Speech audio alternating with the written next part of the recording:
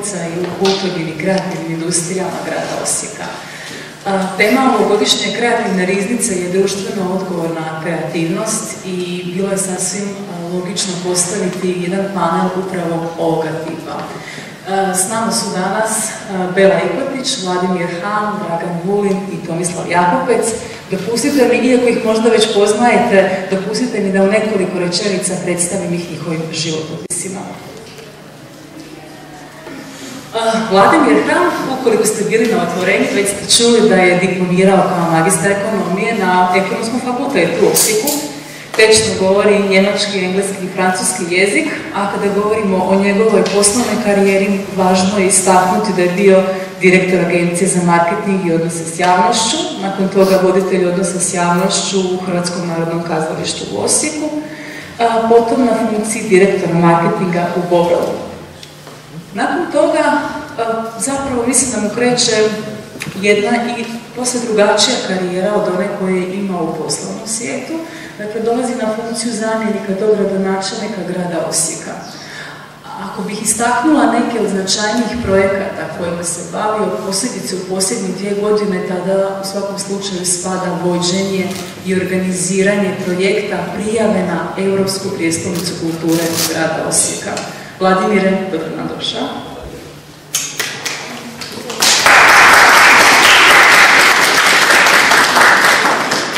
Iznimno mi je drago pozdraviti Dragana Vulina, koji je magistar inženjer elektrotehnike. Ono što je našim studentima i učenicima iznimno važno, a to je da je Dragan bi trebao biti uzor svima nama iz razloga što su ocjene te koje su na kraju govorile o njegovom izvrsnom studiju diplomirale sa 5.0.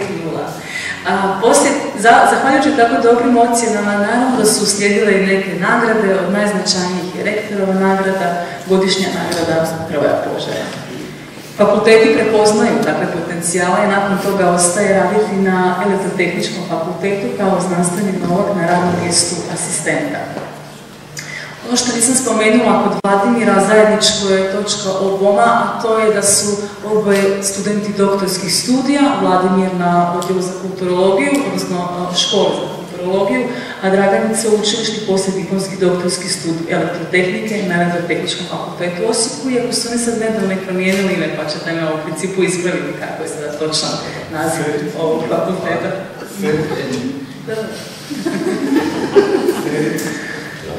Osim akademske karijere, odlučio se, odnosno građani su mu dali tu priliku 2013. godine, izabran je na dužnost zamjenika župana na lokalnim izborima, a od 2014. godine predsjednik je Hrvatskog demokratskog saveza Slavonije i Baranje. Dragan je dobro nam došao.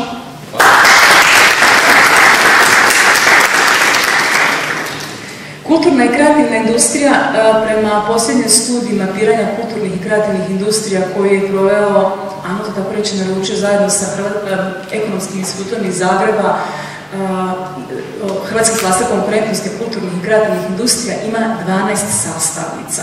Te sastavnice nisu ujednačene u Europi i u većini svijeta, međutim kod nas je to 12 sastavnica. Jedna od vrijednih sastavnica je IT sektor. Možemo reći da u Osijeku postoji posebna naglašenost upravo na ovu industriju i jako smo ponosni što imamo njezinog predstavnika ovdje, a to je Bela Ikotić, koji djeluje na razvoju IT industrije, tehnološki koordinator u poduzetničkom inkubatoru BIOS, a ono što se posebno ističe u njegovom životopisu je to da je glavni tajnik udruge Osijek Software City-a. Upravo na toj poziciji ono što je važno, a to je da razvija i vodi jako puno projekata koji su usmjereni na sve dobne skupine našeg društva, ali posebice bih tu istaknula i da su prepoznane, a to je ulaganje i prepoznavanje talenta već u najranijoj dobnim skupinama i kreću sa svojim radionicama već od osnovnih škola, srednjih, fakulteta, pa onda i kasnije kroz nekim radionicama koje stoje i za ostale skupine društva. Bela, dobro nam došao.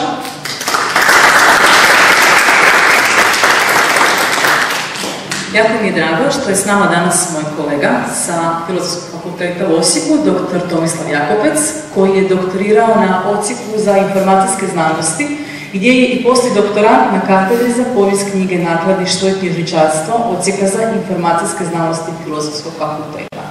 Kada pogledamo njegovu akademsku karijeru, vidimo da predaje na brojnim kolegijima, međutim, ono što se možda posebno ističe je da se njegovi kolegiji protežu kroz različite sektore kulturne i kreativne industrije i treba istaknuti one možda kolegije koji se dotiču IT-a i one koji se dotiču nakladništva.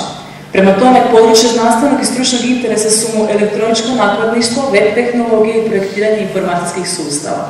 Aktivan je član Osijek Software City udruge i ističe se da je pobjednik njihovog hackathona 2013-2014. godine i onda šta? Onda su te morali izmisliti u organizacijski odbor da ne bi nastavio sa nizom pobjeđivanja. Prema tome, nakon toga preuzima ulogu organizacijskog odbora, a isto tako na svojoj funkciji obnaša i vodi nekoliko međunarodnih i stručnih konferencija.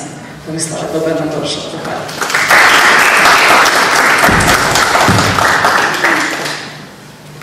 Možda na početku da krenemo sa temeljnim pitanjima koji se vežu s kulturne i kreativne industrije sa svojim sugovornicima da prokomentiramo, a to je da vidimo što su ključne karakteristike kulturnih i kreativnih industrija u Republici Hrvatskoj, možemo se fokusirati i na Osijek, koji su njezini potencijali i u kojoj mjeri su ti potencijali iskorišteni ovdje, upravo u Osijeku, dakle u sredini u kojoj svi mi zajedno živimo. Možemo krenuti, Vladimir, hvala. Dakle, ja bi za početak rekao, mislim da je glavna karakteristika svim tim kreativnim industrijama da su neshvaćene. Neshvaćene u onom smislu da ih se ne promatra kao gospodarske grane. Dakle, ok, IT se tu sad uspio prometnuti kao zbilja nešto što je jasno da ima ogroman izvoz, da su to da je to industrija sa visokim dohodcima i visokim prihodima i dakle, gdje se iz pameti generira prihod, dakle visoka dodana vrijednost.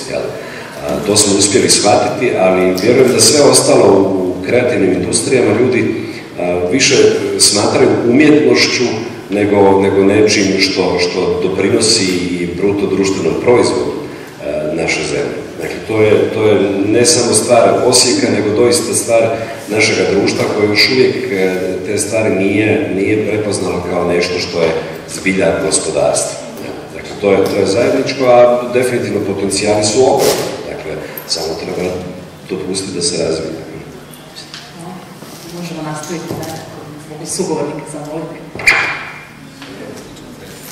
Prije svega, vas pozdravljam.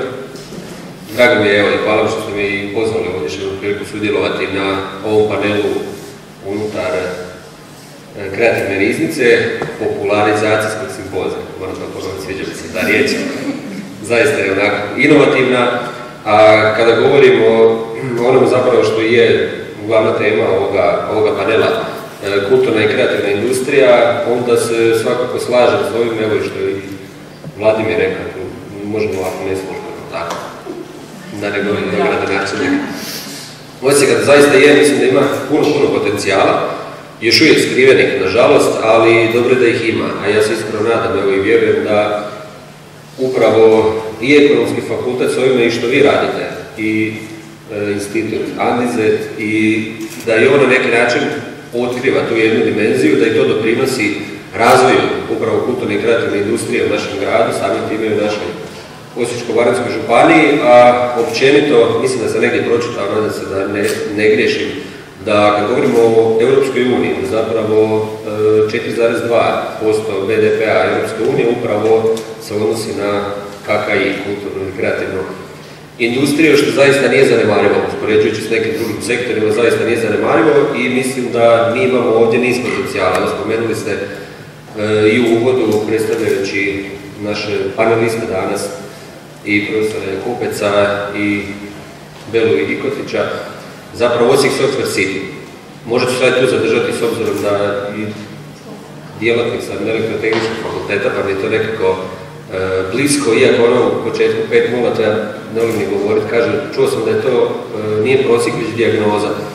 A mogu se tu i složiti onako dobrim dijelom s tim.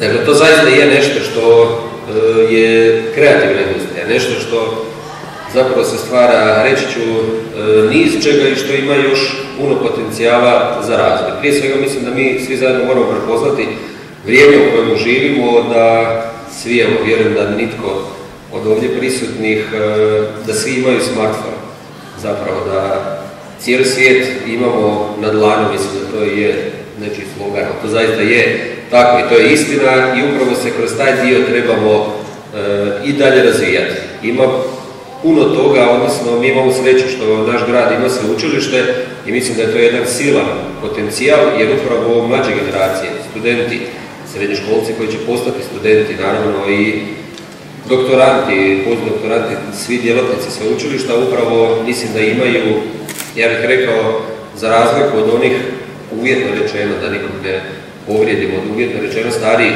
možda da imaju više potencijala za razviti upravo taj dio, jer nisu možda opterećeni u svom razmišljanju nekim bivšim sustavima, nekim starijim načinima promišljanja razvoja, već upravo imaju nove ideje koje samo treba iskoristiti i razviti. Evo i mi, koliko to možemo uvjeriti grada i županija, da i prepoznajemo i pokušavamo da doprinos tog razvoja.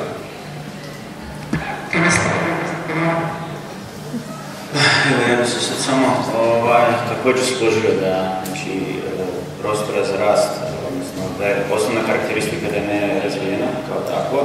Ono što meni osobno nikako ne odgovara je širina pojma kreativne i kulturne industrije. Malo kad pogledate tih 12 podkategorija koje su postavljene, pa ili idu ili ne idu, moje mišljenje da ne idu skupa. Ali dobro, jedna od tih kategorija je ona u kojoj ja djelujem je računalno programiranje, baš prema ovom mapiranju i tamo je stavljena zvjezdica. Tamo je samo djelomično kreativna kulturna industrija, zapravo to je inženjerski posao. Ali ono što se i promiče kroz rad ovdje zajednice je da nije ni isključivo samo inženjerski, niti isključivo samo kreativni, nego je upravo timski i takav mora i biti.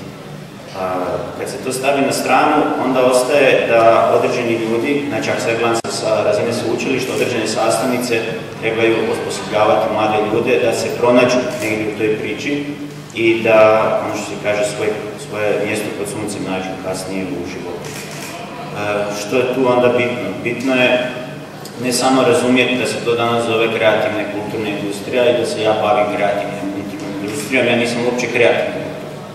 Nego potrebno je steći znanje i vještine, znanja kroz neke znanstvene spoznaje, ali po meni puno bitnije je vještine. Znači, biti kreativan je biti vješt u nečemu. Ne možeš biti kreativan ako ne znaš ništa napraviti. I znači, neka osnovna karakteristika po meni kreativnih kulturnih industrija u Osijeku, ako ćemo uzeti, znači cijeli opis koji je dan, je da je u ranom začetku i da trebamo vrlo aktualno raditi na vještinama, znači i na znanjima kako što bolje ovladati, pa prvenstveno tehnologijama danas i kako njih upogoniti, pa evo tu smo na ekonomskom fakultetu, a za šta drugo nego za neki profit, neki dobit, da bi od toga onda moguće.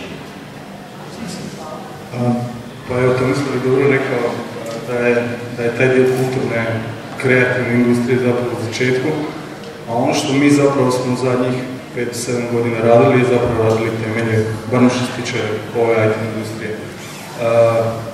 Cijelo ovo znanje i sve je bilo potrebno prvo proširiti, ljude je trebalo naučiti i onda dodavati sve ove kreativne stvari na njih. Koliko se mi kao relativno dosta spominjena zajednica ima veze s kulturom i da ima. Mislim da u trenucima i uđemo u kulturu, a ne znamo sami šta bi mi radili. A više bi se vratio na drugi kreativni dio, a to je da je Osijek danas, barem što se tiče IT industrije, kreativniji od drugih dijelova u Hrvatskoj. To je dokaz tog nekog, ja to zovem estrada sve, mislim da smo napravili veću estradu od drugih. Govorimo sad konkretno Zagreb, Split i Rijeka koji imaju jednako jake i jednako važne IT igrače u ovom trenutku, međutim ono što smo mi napravili smo da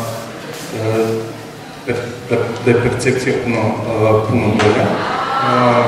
To je jedna stvar, a ovaj drugi dio, ovo što se tiče i smartfona i cijelog tog da je svjetlo zlano, s jedne strane je prednost, a s druge strane i mana, ali morate biti apsolutno najbolji da bi uspjeli.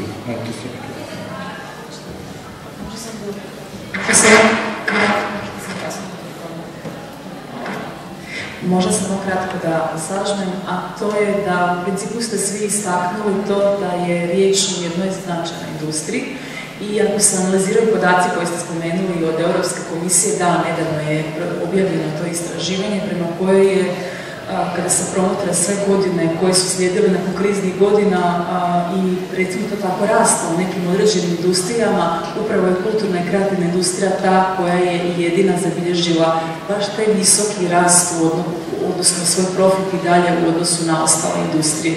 Iz tog je vrijedna spomena. A druga stvar je ta što smo u principu svi negdje na tragu toga da se nalazimo na nečemu novome i da mi to tek institucionaliziramo i još važemo šta će u kojoj mjeri možda ući u tu kulturnu i kreativnu industriju. Možda je važno za istaknuti također da kada se vodilo o tome što bi trebalo biti dio kulturne i kreativne industrije, dakle je li IT, u kojoj mjeri on je dio kulturne i kreativne industrije u svakom trenutku, ukoliko projekti koji se rade počivaju na autorskim pravima koja vi zadržavate i potpisujete kao kreativci u tom trenutku, onda je. A ja mislim da imamo i dalje takvih projekata koje u principu radite i da možete se nadovezati kada koje radite i kojima potpisujete i ono što činite. Ja mogu samo kratko da sad je Bela malo prije rekao o stvari percepcije. Moje mišljenje, percepcija je sve ili gotovo sve. Dakle, ono što zaista nešto je u današnje vrijeme pogotovo, prije možda čak i ne, ali kako vrijeme odmiče sve više i više.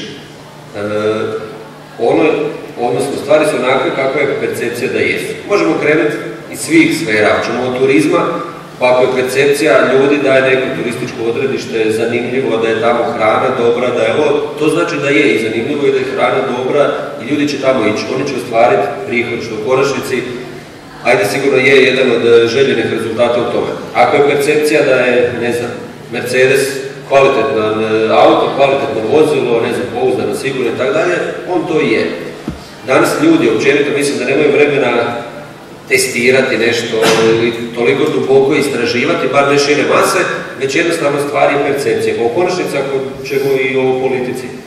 Isto i u politici dobit će izbore onaj za kog je percepcija da je dobar, pošten, ne znam, koje već sve se kvalitete traže, možda uopće nije, možda samo percepcija takva, ali bez obzira on će dobiti vrlo vjerojatno izbore. Dakle, stvar, ono što je percepcija, to je izuzetno važno i danas ovo kad često kažemo globaliziranom svijetu, kada što je Bela rekao da možeš biti najbolji zapravo kad ti je sve dostupno, percepcija ima još puno veću važnost, rekao bih, nego prije.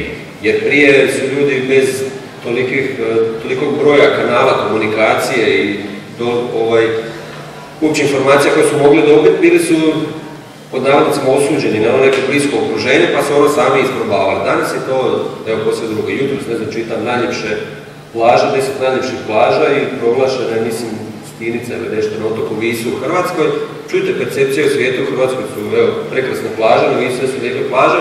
Možda negdje i more, bistrije, bolje, plaže ljepše, ali čujte, percepcija oni koji to čitaju, bit će da su u Hrvatskoj najljepše plaže. Mislim, to nam ide u korist, ali svakako da je to izuzetno važno. Samo nastavak toga, ali percepcija može biti u principu dobar temelj i u ovom našem slučaju IT-a, a ima takvih primjera i u drugim industrijama, dobar temelj za razvojnu šansu. Dakle, stvorimo percepciju kako je to kod nas super bitno, kako to kod nas raste, cvjeta, ludilo, dakle, ono, nema premca. I onda se to stvarno počne događati, jer ljudi počnu vjerovati u to, u tome vide perspektivnu granu, što drugi dolaze, dakle, ulagači koji kažu, vidi, ako tu ima toliko tih mladih, pametnih ljudi koji se bave IT-em, ajmo mi tamo pa ćemo nešto ukrasti od tih ljudi, pa ćemo si nešto možda još sami doškolovati.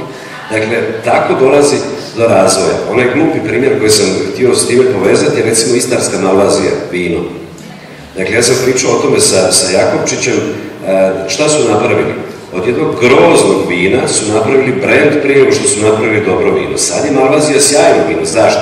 Jer su vinari shvatili, aj dobro isplati se, potruditi se oko toga pa napravi stvarno dobro vino, da ljudi onda ostanu pri tome. Ali kad su krenuli brandirati Malveziju, Malvezija je bila ispod našeg svakog vina ovdje u Slavoniji. Samo mi to još nismo stigli napraviti, te silne priče koje oni jesu. Dakle, to je ono kad te nekako brandiranje i vidljivost dovede na kraju ipak dobrog rezultata. Samo još jedan mali dodatak, nevezano sad za percepciju, nisam je u ovom slučaju, nego, ajde ja ću kao onako subjektivno, kaže ženja reći, vezano za ovo, je li inženjerski posao, je li kreativan posao, odnosno može li se na neki način uvrstiti dio kreativne industrije. Ja iskreno mislim da može.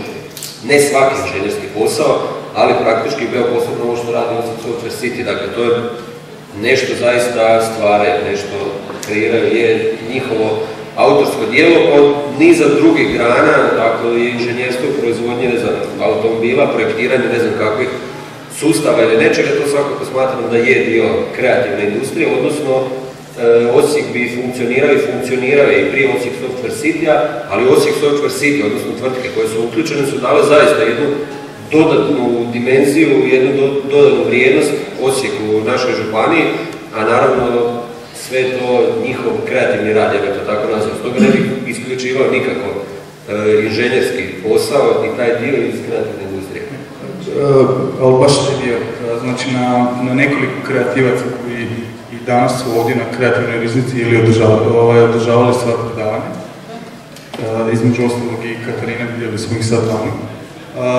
Iza jednog sigurno stoji jedno 15 developera inženjera koji rudare da bi se ta jedna osoba kreativno mogla izraziti. To je cilj svega. Mislim da je to u bilo kojoj industriji, ne samo u IT-u.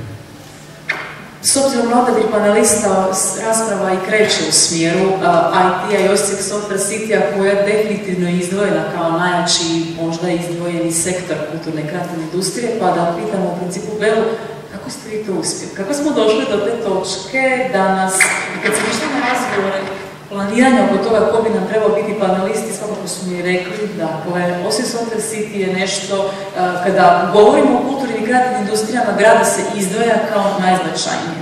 Kako ste nam tu percepciju stavili? Pa, nažalost, imali smo i relativno lagan posao, jer su sve druge industrije zviznile, tako da smo mi nekako tu na tragu toga i skočili van.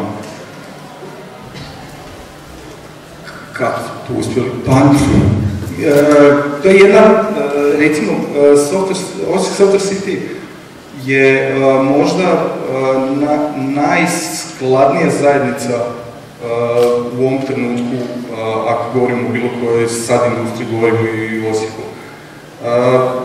Gdje su i pojedinci i tvrtke shvatile da ukoliko rade zajedno, ali ne ono politički rade zajedno ili bilo što drugo, da će doći do rezultata. Ono što mene iznenadilo, ono što me iznenadilo je činjenica da IT industriju, pa možemo krenuti mi na fakultetu, imamo poslovnu informatiku kao smjer koju opisujemo, međutim, ono što je možda nedostatak IT industrije su te neke komunikacijske i prezentacijske vještine koje predstavljaju posao marketinški, koje znaju dobro predstaviti marketinški posao.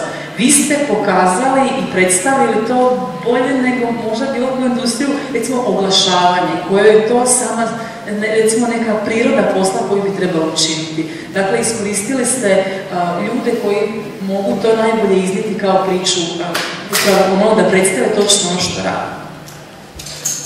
Pa dobro, mi nismo samo prodali priču kao priču, mi smo imali i rezultate. Neki rezultata, ja sam priznajem, ponekad se friziram. Ne za ljude u Osijeku, nego za ljude izvan Osijeka. To je ta percepcija gdje se mi, kad kažemo da je to industrija u Osijeku vrijedna 400 milijuna kuna, koja zvuči bombastično, ali tu to je dodan jedan span koji je zapravo zagrebačka firma, ali ona je član Software City. To je ta neka percepcija, tu onda nas počeli doživljavati kao abnormalno bogate ljude, što nije istina. Ali mi stvarno sve jako puno planiramo. Naša cijela godina je isplanirana i svi projekti koje radimo su, ja ih zovem neprobojni projekti. Neprobojni u smislu skupine koje se obraćamo, bili to osnovnoškolci, srednjoškolci, fakulteti, dobro, to je moja neka crna rupa, fakulteti, ali te dvije skupine zapravo su došle nekako na red tek nakon 2 godine. Prije 2 godine smo zapravo imali ono brzo obučavanje, brzo zapošljavanje, stvarali smo nove ljude i ono što je isto dosta bitno, a to je da unutar same organizacije smo počeli stvarati te neke, nazovimo zvijezde. Ne bolje od drugih, nego jednostavno primjere dobrog rada. Zato kod nas u ovom trenutku je to objedinjeno i evo iznimni profesori na fakultetu koji zapravo čine tu razliku. Jer prije 2 godine ja mislim da je Filozofski fakultet bio zadnje mjesto na kojem bi mi tražili ljude za rad, što je poprilično istina. Danas oni čine jedan solidan postotak unutra. Tako da vrlo smo, kako da kažem, ne selektiramo, nego proizvodimo ljude. Da, baš sam u principu htjela predložiti da nam Tomislav ispriča na koji način ste upravo s tom brojnošću zapošljavanja u IT industriji privukli vaše studente i kako oni percipiraju ono za što su oni sada po novome obučavaju, za što su potrebni tržištu rada. Pa, ja bi ovak sad, vrlo jednostavno rekao, nije bitno kako se mačka zove, bitno je da miševe voli. Tu ima studenta, to što vi završite ekonomiju, to je tako manje bitno. Da se ne naljutite sad. Kao i moji na filozofskom ili na tehničkom, bitno je ono što vi volite. E sad, ne samo načelno, nego doslovno to naučiti, to živjeti i raditi u tome. Ja ću se vratiti prvo na ovaj dio Osijek Software City-a gdje kao brand, je brand, uvijek je to lijepa slika, uvijek je to Facebook objava, to je marketing, broj 1, ne? Međutim, iza toga je bila hrpa rada. Znači, ja kad se sjetim, ja sam bio i u Software Startup Akademiji, u ovom, kako se zove, organizaciji i na ovom hackathonu smo se uništili, neću sad biti ni ovakav, ni onakav, ali... Koji rezultati su pokazali? Jako puno truda ljudi kojih ne vidite, a i tam mi se više sviđa nego na nekim, što se kaže, u prednjem planu. I da nije bilo to kvalitetnog marketinga, nije bi se znalo za to tako. Ja sad gledam neke firme u Zagrebu organiziraju hackathone i neke druge događaje, ne znaju se tako dobro prodati. Ozbiljno, to je, znači, mi trebamo to zadržati i ja se nadam da ćemo mi to zadržati, a opet s druge strane, baš sa Belom pričam, koliko toga je uspostavljeno, to se treba nastaviti. Tipa, Code Camp ide redovito, imamo svoju konferenciju, imamo svoj hackathon, imamo ovu edukaciju, Hour of Code i hrpa drugih projekata i prirodno je opet da to radimo mi, ljudi sa fakulteta. Znači, ja nisam studirao ekonomiju, ali neću sad pitat šta kaže prvi članak zakona o trgovačkim društvima. Ja znam. Ja sam Štreber, ali nisi imao 5 drugo. On kaže da se trgovačka društva osnuju radi stjecanja dobiti. I onda imate firme koje se udruže da bi bile društveno odgovorne. To je floskula banka, od banaka, društveno odgovorno poslovanje, kao ajmo biti manje krivi što zarađujemo toliko novaca. Znači, na ekonomiji sam možda malo tu sad parafraziram loše, nemojte se naljutiti, molim vas, ali moj osobni stav. Nije posao tvrtki da se brinu za ono što zapravo trebaju fakulteti organizirati, odraditi. Situacija je bila, nažalost, takva da su oni potegnuli i rekli, evo ovako bi trebalo biti. Ja se nadam da ćemo mi zajedno nastaviti, znači da će firme stjecati dobit zapošljavati za ono što su namijenjene u društvu, da će fakulteti uredno, bez obzira kako se oni zvali, gdje se nalazili, pod broj 1 motivirati ljudi. Danas tu ima puno mladih. Ja vidim osnovni problem motivacije. Znači osnovno pitanje, ne znam kada se neko zadnji put pitao što ti želiš biti u životu. I onda odgovor, pa tu sam na ekonomiji. Nije to odgovor. Ili meni kažu, ne znam, tu sam na informatologiji. Da, jesi tu, ali što ti želiš biti? Želiš li možda uzgajati rajčice ili želiš biti front-end developer? Ili želiš raditi u knjižnici? Prvo je, znači, otišao sam sad malo dalje, ali Osijek Software City daje odgovor na sva ta pitanja. Pita, propituje, jako kritizira i onda ne treba se uvrijediti. Aha, da li je kritika na mjestu? Pa je, djelomično nije, ovaj dio koji je, ajmo to malo popraviti, ovaj dio koji nije, ajmo ono reći ok. I zato ja mislim da bi i dalje trebali nastaviti, bio je gušće raditi. Zbilja, treba napomenuti, svi ljudi koji rade u Osijek Software City rade besplatno. I to je gušt. I to treba raditi, rezultati će doći, pogotovo mladi, znači njihov cilj je naći zaposlenje. Dobro, nakon toga postaviti neki svoj, da kažem, imidž, ko si, šta si nakon toga, možda bolje zaposlenje, ali bitno oni neki ciljevi. I sad, evo, čisto poziv, da ne zaboravim prije kraja, pratite malo što se događa u Osijek Software City-u, slobodno pogledajte na ove tehničke teme, programerske teme, jer nije to tako strašno teško, imate i ovdje na ekonomskom, tako, isto jedan smjer. Ako ima na filozofskom smjeru koji se bavi sa IT-em, onda vam to sve govori. Znači, svi su više nego dobrodošli, samo se trebaju baviti. I zapošljavaju se, da, izvolite. Ovo što sam htio prethodno, da kratko na ovo, dakle, zašto kritiziraju? Zato što mogu kritizirati jer su neovisni. Dakle, ja kao političar više trebam Osijek Software City nego li mene. Dakle, to je jedna dobra stvar. Ali jedna poveznica sa prethodnim panelom koji je bio o medijima, neki od vas su bili i na tome. To je jedan lijepi benefit priče što, dakle, Osijek Software City i tvrtke koje su u njemu uglavnom su izvoznici. Dakle, rijetko ko uopće posluje na hrvatskom tržištu, a i oni koji posluju rade business to business. Dakle, mogu mediji o njima pozitivno pisati jer to nije reklama, jer njima to tržište na kojem ti mediji djeluju nije uopće interesantno. Dakle, zato imamo ovdje taj pozitivan primjer da ipak su oni, pa onda ispadne jedina pozitivna vijest, pa ipak dospiju u mediji. Zato su uspjeli se brže probiti nego druge industrije, ovo što je Bela rekla.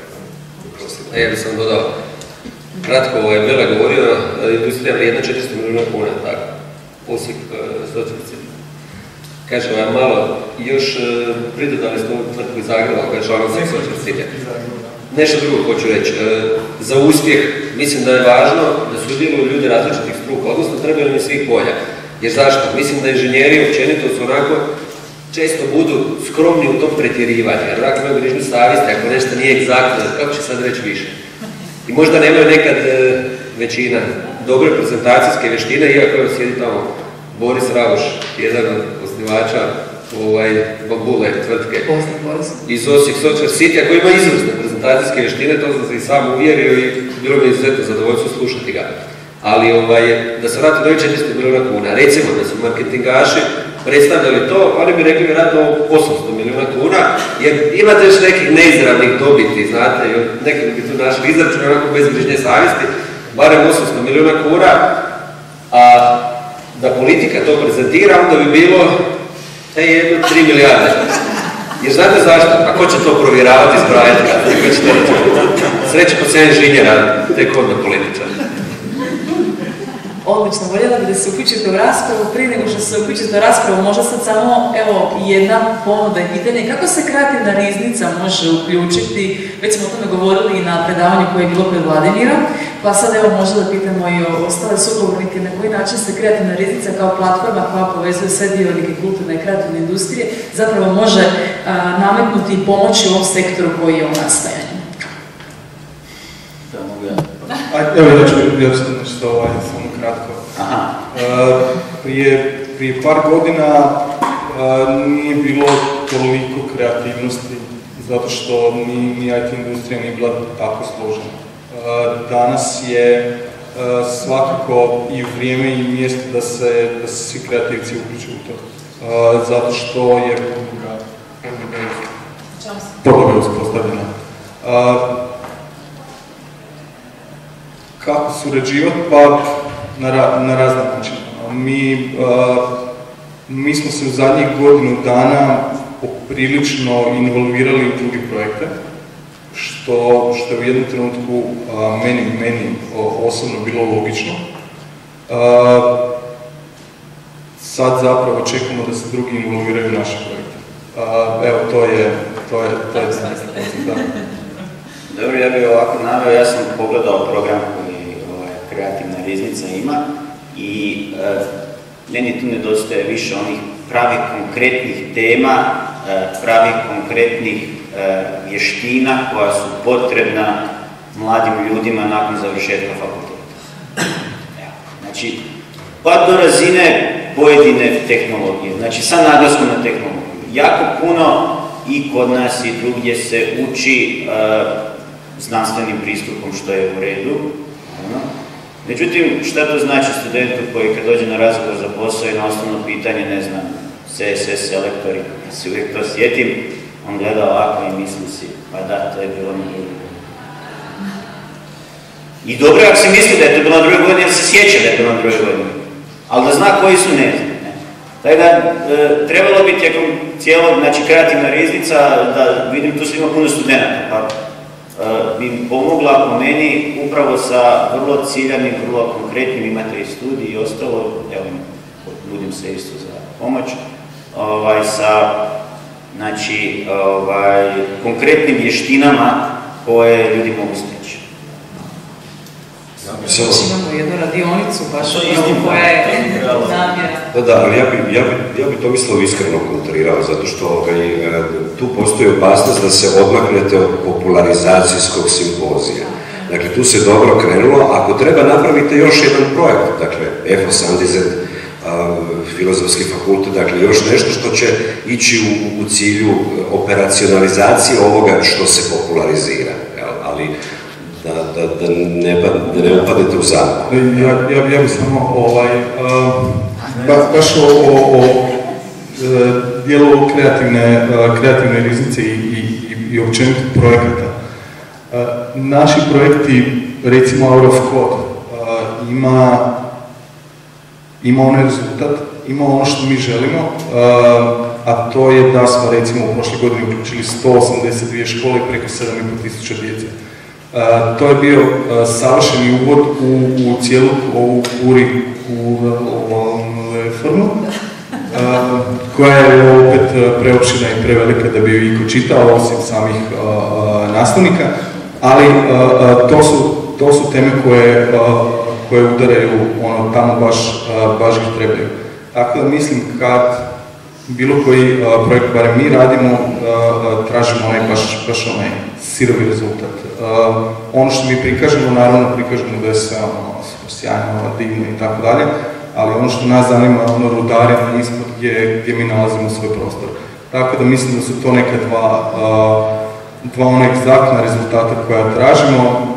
Jedan je naravno ovaj medijski koji nam je bitan i nije, ali evo, medijski je da se cijeli plan pretvori u OCC Trstiti, što je meni super. A drugi je zapravo da imamo, da uvijek dobijemo nešto nazad. To su naši ključni koraci. Evo, ja bih samo, neću kontrirati previše. Ovako, lijepo je poslušati lijepu priču. I uvijek ćete poslušati lijepu priču, a uvijek se zapitajte što ste vi naučili iz te lijepe priče. Znači, po meni, bolje da ste otišli na Code Camp radionicu od Osijek Software City-a nego što ste danas došli ovdje. To je moje mišljenje, osobno. A sad dalje ću nastaviti ako mi neko još malo nešto i tako. Možete ja sigurno da vas neće zvati sljedeće godine.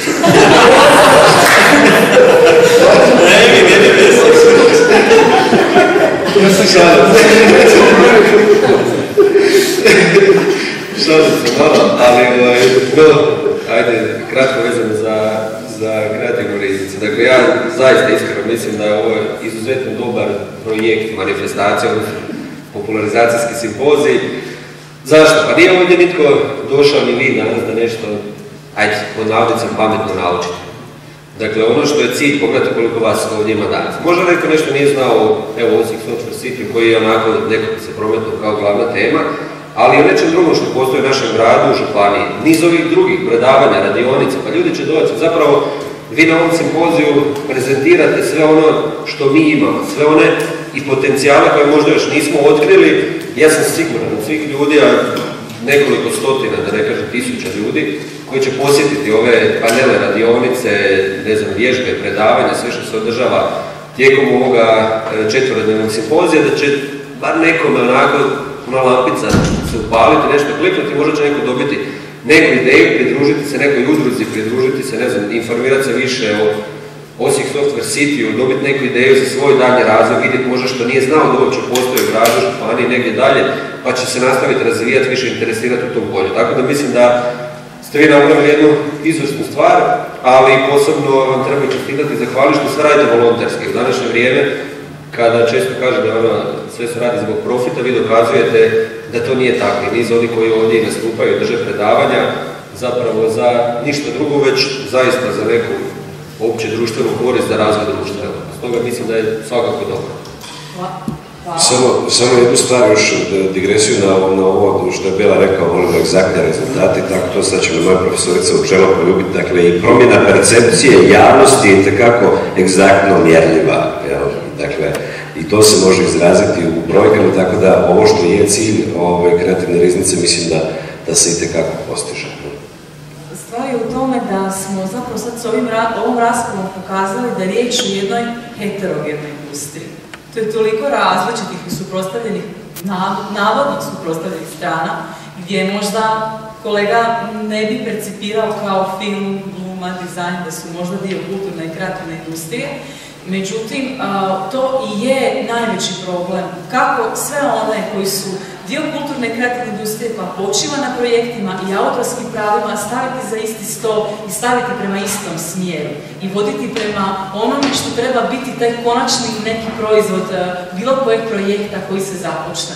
I pokazao je i Bela da kada oni govore o svojim projektima, da uključuju, kako se sad vidi, i studente elektrotehnike, i ekonomije, i filozofskog fakulteta, dakle, opet govorimo o heterogenim sudionicima i svi oni da ih pozovemo također bi možda minimizirali ili istaknuli neke drugačije prednosti i koristi ono što vide.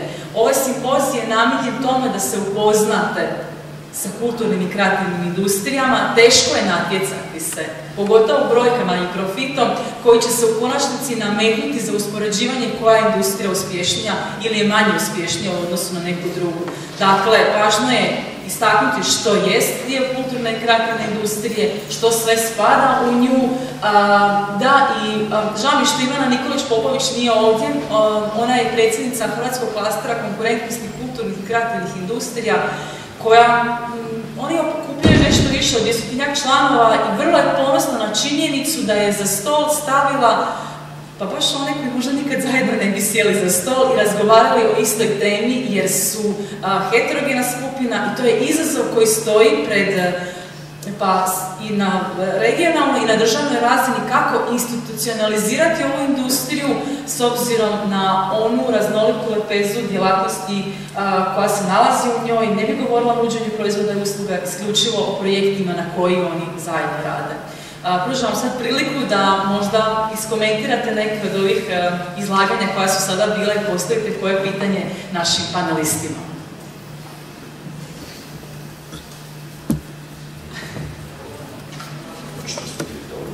Da. Evo ja bih imala jedno pitanje, ako može. Uopće što znači početi razmišljati o samozapošljavanju ili o životu koji je temeljen na radu na projektima? To škola ne uči, to ni radionica ne uči. Nemate radionice koje će vas naučiti kako ćete vi živjeti od projekta do projekta. Niti je na to mlad čovjek upozoren. Cilj ovog simpozija jest otvoriti i ta pitanja. otvoriti i zakonsko promišljanje, odnosno zakonodavce potaknuti kroz našu inicijativu da se promisli o tome kako udružiti one kreativce koji žive od projekta do projekta. Jedan od njih je bio, prije neki dan snimao je fotografiju Šime Strikoman.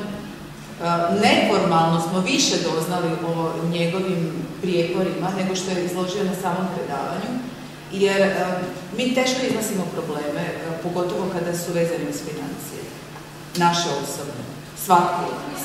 Baš ne volimo se slikati sa tom vrstom prijepora.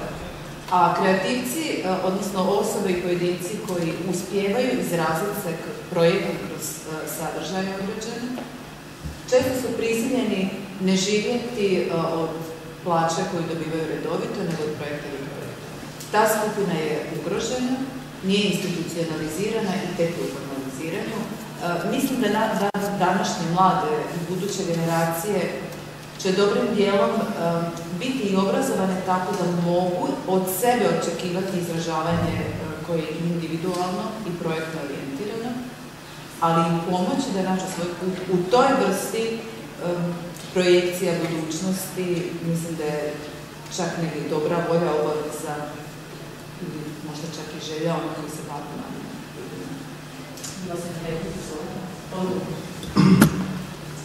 Ja koji negdje od svoje 19. godine izradim nekako projektno i od projekta do projekta, mogu reći da sam na dosta projekata bio gladan. Do svoje negdje 24. mislim da je 90% projekata bilo takvih. Zato što nisam htio pomiriti neke stvari, pa sam kao i uvijek, pa kao i danas, glavom kroz zid udarao dosta stvari. Ali kako učiti? Učiti, krenuti s malim projektima. Moj prvi projekt je bio 5000 kuna veličine, što je u to vrijeme meni bilo 6 računa i ne znam još šta, za mene je bio cijeli svijet. Kasnije rasteš upravo u tom smjeru. Koja je razlika? Pa razlika je da moraš početi. Moraš raditi. To je mislim, jedna od stvari kako živjeti projektno. Ali znam u barem ovom okruženju radnom, gdje kao djelatnik bio sa zapravo je cijeli naš radno okruženje projekta stvoreno, može se. I mislim da ta cijela priča institucionalizacije i svih tih riječi jednostavno neće ništa donijeti zapravo, sve promjene donose ljudi, kao i uvijek. Zakonodavac u Europi je taj, odnosno Europska unija je snage skoncentrirala upravo u tom smjeru. Postaviti zakonski, što znači postaviti zakonski okvir? Postaviti im uopće mogućnost preživljavanja, osigurati im mogućnost uopće da oni nađu svoju pripadnost određenoj skupini koje kod nas u Hrvatskoj još uvijek nema. Nemaju ni u Europi, sve zemlje nemaju. Spore se oko, to je okvir koji je administrativan, koji je nužan da bi nešto bila industrija. I da bi, evo, mnogi mladi ljudi našli svoje mjesto unutar, bez nepotrebnih trošenja, snaga, energija, lutanja, da bi živjeli kao i drugi građani koji žive od dnevne. Da li vratimo se na IT koji apsolutno nije zakonodavno riješen, koji je i po industrijskoj strategiji dobio poprilično po glavi. Govorimo o nekim poreznim i ovim i tako dalje. Znači, ništa nije sređeno. Pa to ne je cilj. Pa i dalje radi. I dalje stvara vrijednosti i dalje... Izumrijeti, ali zato bi živio teže ako može živjeti lakše. Pa ja ne bih rekao da on živi teško. Barem ako se vratimo na IT. Vi ste jedan primjer koji je uspješan. Imate primjere koji nisu tako uspješni. Pa, djelomično su sami krivi. Ja ću to otvoreno reći, bez imalo ono. Kad gledam... Mlade generacije kad treba im pomoći. Kad treba im po meni, mi smo, ako smo društveno odgovorni, onda ćemo našim iskustvom pokušati popraviti ono što je nedorađeno. Ajde, vi. Evo, mogu ja kratko. Mislim da je malo se govori o tome, ovo što ste ispomenuli, ali to zaista jedno ono što sam rekao kad sam govorio ranije, da mlađe generacije, dakle potpuno drugčiji sustav i upravo mlađe generacije mogu na neki način iznijeti neke promjene.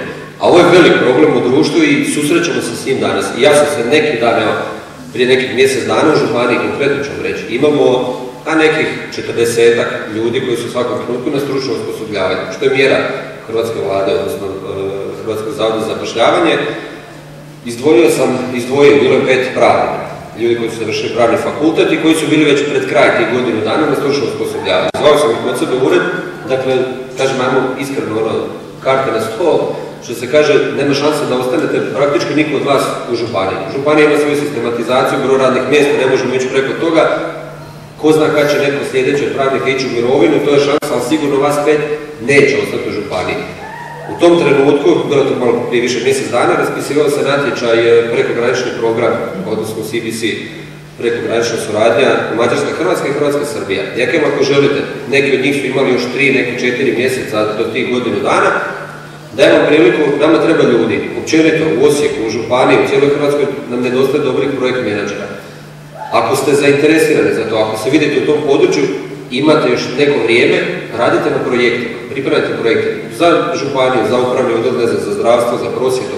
Nama to treba, vi možete to napraviti, osigurajte sami sebi radno mjesto. Neki od projekata će proći, radit ćete na tom projektu godinu i pol do 2 godine, koliko traju projekti.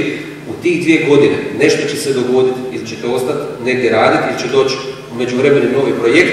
Smatram da na taj način je koristi za njih koji bi vjerojatno čekali posao u struci, ne znam što radili, a ovo je posao u budućnosti. Projekt menadžeri, bez obzira na rezultate, mi govorimo isto o silnim milijunima, ono što sam rekao kako politika to prezentira, da smo povukli iz Europske unije, ali tu nam nedostaje zaista kvalitetnog kadra, a upravo mladi ljudi to mogu. I sad sam na ETF-u pisao projekt, to nije znanstvena fantastika, može se sladati. Međutim, sad se vraćam do onoga što ste vi rekli na početku. Upravo, evo, oni će možda biti ti ljudi koji će, možda će završiti projekt za godinu i pol dana, neće naći ništa drugo ili moraju se snalaziti. I mislim da svakako treba kroz zakonske okvire te ljude, odnosno tu skupinu ljudi prepoznat na neki način a jednu dodatnu sigurnost koja jamči neki život od nekoga. Ja bih se vratio samo na tu sigurnost. Mislim da je to najveći problem Hrvatske danas, sigurnost. A to je sigurnost u zapošljavanju ili sigurnost bilo čemu. Nesigurnost, recimo u IT-u, naravno firme rastu, firme propadaju i tako dalje. Međutim, ono što se stvorila se potreba za tim ljudima. On pukne firma danas, on odlazi negdje dalje. Ta sigurnost, barem u projektima i tako dalje, tu nema sigurnosti. Ti onog trenutka kad si napisao projekt i krenio si ga provoditi, prva stvar koja ti treba biti na pameti je sljedeći projekt. I nema tu sigurnosti, ostaneš na burzi, mislim, to je tržište. Mislim da se moramo početi ponašati da smo svi na tržištu i da svi, vi ćete za godinu dana isto biti vas dvojica na tržištu. I pitanje je kako, je li tako? Znači, to je to. Nema kako da ti ja sad osiguram ili te umirim da za godinu dana će biti bolje. Ne znaš, ali to je to. Ako si planirao 4 godine, nema problema. Upravo to. A zakonski okvir i sad ta sigurnost, mislim da nas opet uljuljkava u one HEP, vodova i šta ja znam, gdje si ti kao samo prolaziš. Mislim da je to vrijeme. Ako mogu samo kratko dodati, dakle, slažem se s tim.